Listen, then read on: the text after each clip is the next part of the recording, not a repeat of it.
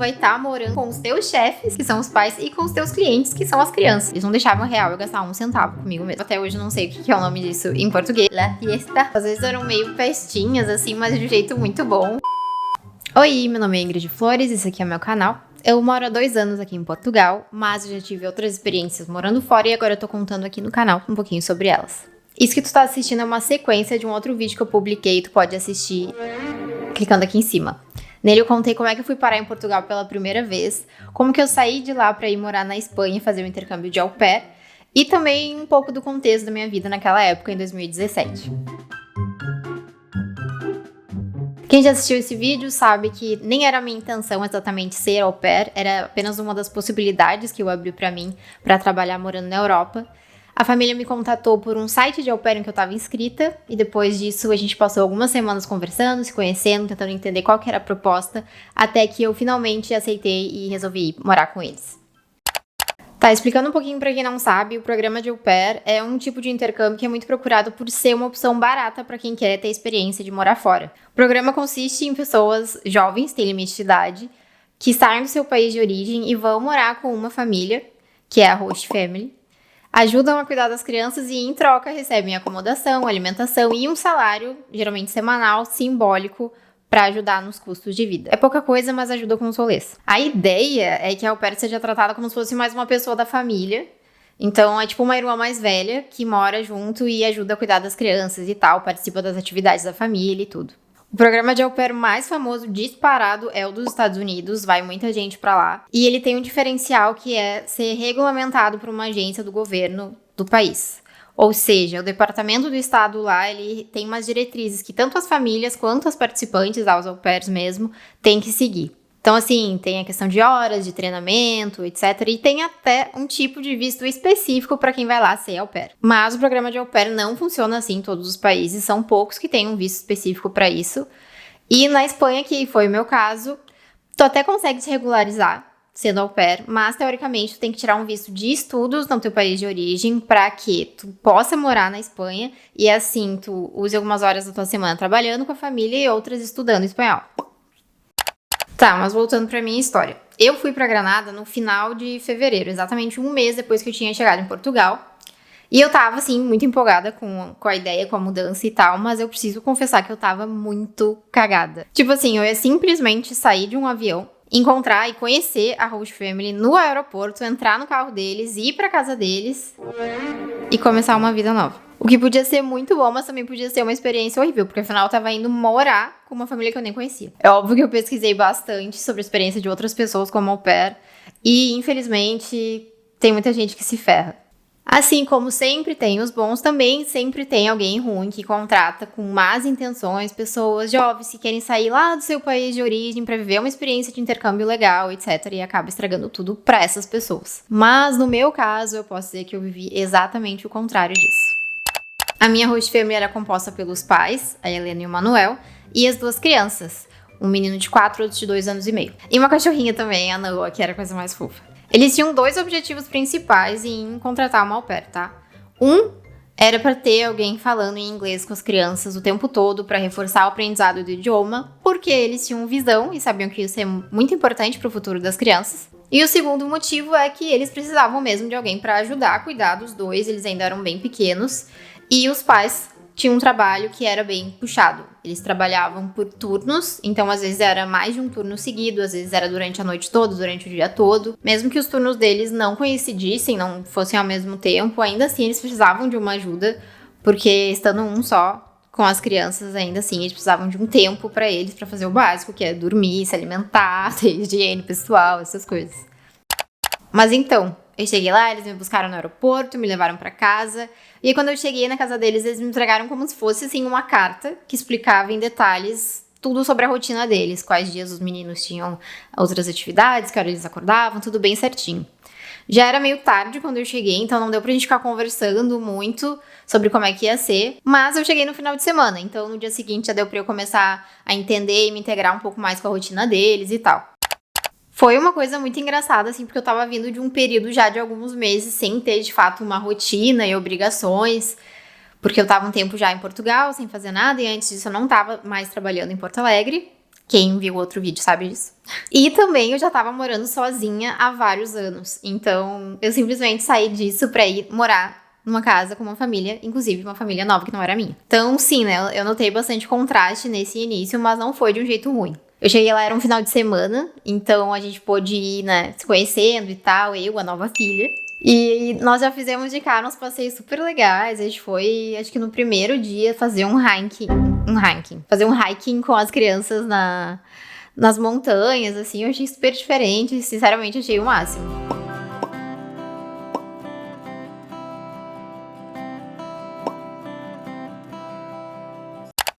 Se eu não me engano, eu trabalhava 6 dias por semana, com horários partidos, assim. E além dessa folga semanal, eu tinha mais um final de semana inteiro livre por mês. Então, às vezes, eu juntava a folga da semana e o final de semana, alguma coisa assim. Era tudo programado com antecedência, eles tinham um calendário, o famoso calendário da Helena na geladeira. Então, eu sempre sabia com antecedência quando é que eu ia ter folga, quando é que eu podia viajar, etc. Eu tinha o meu próprio quarto no apartamento deles. E assim, eu não tinha absolutamente nenhum custo com moradia. Nesse sentido, eu não precisava contribuir financeiramente at all. É o contrário. Eles me davam hospedagem, toda a minha alimentação também era eles que pagavam. E eles compravam pra mim até produtos de higiene pessoal, assim, uma coisa que eu nem imaginava. Mas eu cheguei lá, ela já tinha comprado hidratante pra mim, tipo, coisa separadinha só pra mim. Eles pagavam o meu salário semanalmente e também me ajudavam com o custo de um seguro-saúde que eu tinha que ter, que é obrigatório ter pra morar na Espanha. Eu recebia 60 euros por semana, 240 por mês, e esse dinheiro ele era totalmente limpo, porque eu não tinha absolutamente nenhum custo de vida. Então era uma graninha, claro que não é muita coisa, mas que dava pra pagar os rolês, viajar, etc. E em Granada, que é uma cidade bem barata, era mais que o suficiente. Claro que se eu quisesse viajar para algum lugar mais caro, etc., eu ia ter que usar a minha própria reserva, e é por isso que a gente não vai para lugar nenhum, nem de viagem, nem para fazer intercâmbio sem uma reserva. Por isso e por segurança, é claro. Mas, honestamente, eu acabei viajando mais dentro da Espanha, então eu nunca ultrapassei muito essa grana. Durante o tempo que eu vivi com eles, a gente fez vários passeios, assim, uns rolês de família, viagem e tal. E tudo isso também eu não pagava nada. Se a gente ia em algum restaurante, um café, qualquer coisa, era tudo eles que pagavam, realmente como se eu fosse uma filha. Eles não deixavam real eu gastar um centavo comigo mesmo.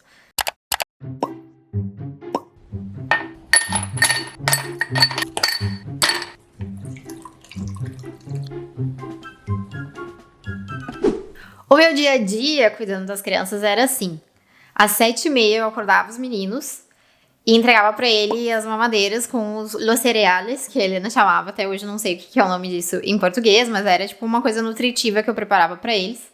Dava as mamadeiras e enquanto eles estavam tomando, já começava a vestir, botar o uniforme da escola, trocava a fralda do mais novo e tal, ia preparando eles pra eles irem pra escola. E esse era o único jeito que a Helena e o Manuel conseguiam tomar o café da manhã deles em paz, porque eles eram uma família muito amorosa e as crianças queriam sempre estar na volta deles. Aí, todos os dias, exatamente às 8h45, eles saíam pra levar as crianças pra escola, enfim, pros compromissos deles, e era a partir daí que eu tinha o meu horário livre.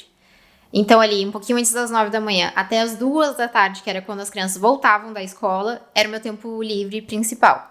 Depois a gente almoçava juntos, que era bom pra eu interagir em inglês com eles e tal. Às vezes a gente fazia a cesta, la fiesta, que é aquela sonequinha depois do almoço, que é muito boa. E aí dependia do dia. Tinha algumas tardes em que as crianças tinham inglês, outras tinham natação. E eu sempre ia junto, era sempre um apoio pra cuidar das crianças. Sweetie. Oh, you're so sleepy, aren't you? Are you having fun? E aí, mais pro fim do dia, a gente jantava. Daí tinha a parte de dar banho nas crianças, botar os pijamas e botar eles pra dormir.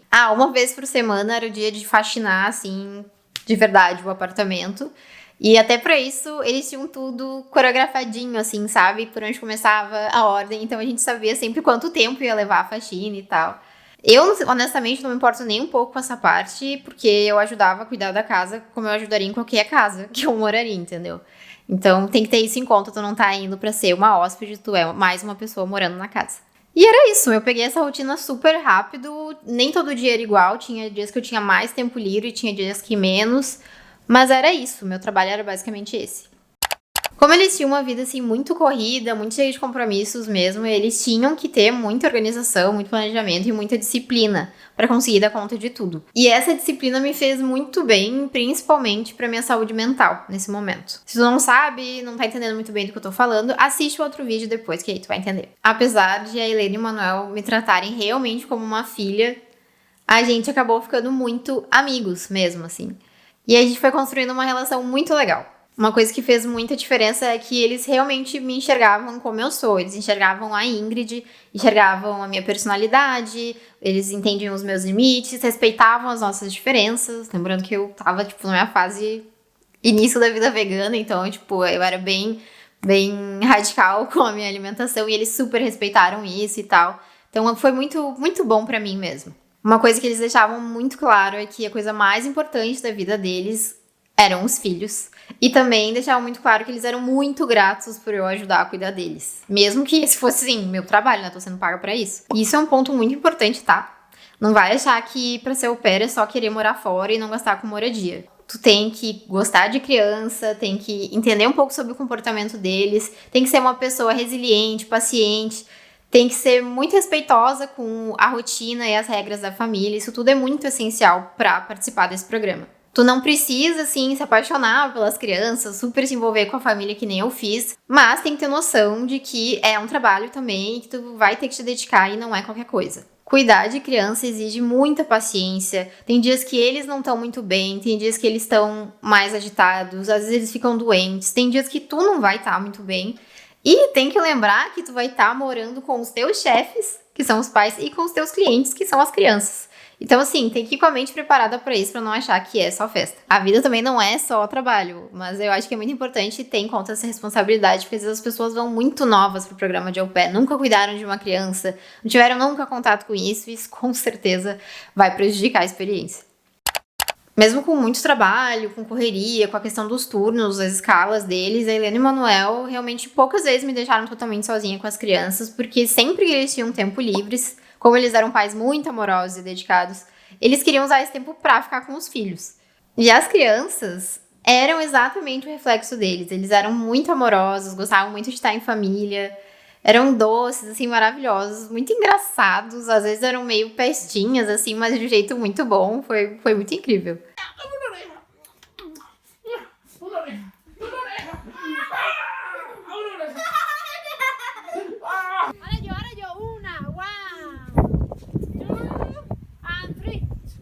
Look how brave mommy is! Ai, ai, ai! Eles tinham, assim, uma pureza, uma ingenuidade, assim, que infelizmente não é toda criança que consegue ter no Brasil, porque a realidade é totalmente diferente. No Brasil, aquilo que a gente vê na rua, o que a gente vê na TV, o cenário à nossa volta, tudo é muito diferente de uma cidadezinha pequena no sul da Espanha, né, na Europa.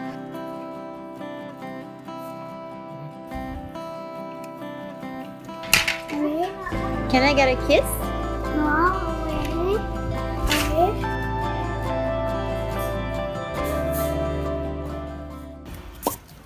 I'm not giving up today. There's nothing getting in my way.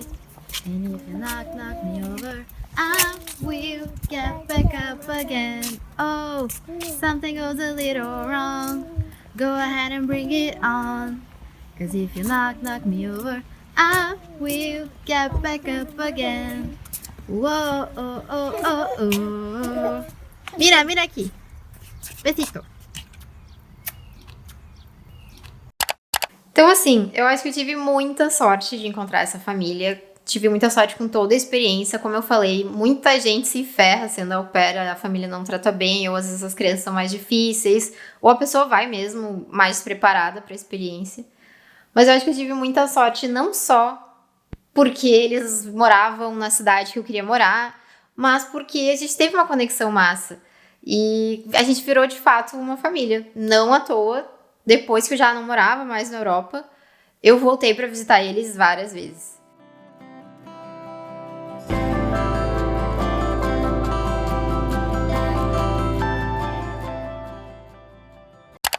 Assim, aconteceu muita coisa nesse período em que eu vivi com a família lá em Granada. E eu quero contar pra vocês também sobre as pessoas que eu conheci, sobre os lugares que eu vi, como que eu viajei, inclusive usando o meu humilde salário de au pair. E principalmente sobre experiências, assim, muito transformadoras, muito catárticas que eu tive lá, em lugares que eu nunca esperava, não tinha nem um pouco esse planejamento. Mas isso eu quero contar pra vocês num outro vídeo, que não vai ser tão focado, assim, no meu dia a dia de au pair e no trabalho, mas sim nas minhas experiências e no que eu fazia com o meu tempo livre, porque au pair é, sim, muito trabalho, mas também a gente consegue curtir, ter muito tempo livre pra isso. E é também um dos objetivos do intercâmbio, né? Tu conhecer coisas novas e te descobrir no meio disso também. Então, assim, a gente cuida de criança, a gente trabalha, mas a gente também se diverte, tá? Au pair não é só o trabalho. Com certeza eu não consegui contar todos os detalhes sobre o intercâmbio nesse vídeo, então se for do teu interesse ser au pair ou estudar na Espanha, morar um tempo lá, qualquer coisa desse tipo, pode deixar as tuas dúvidas aqui nos comentários que eu vou com certeza responder, tá bem?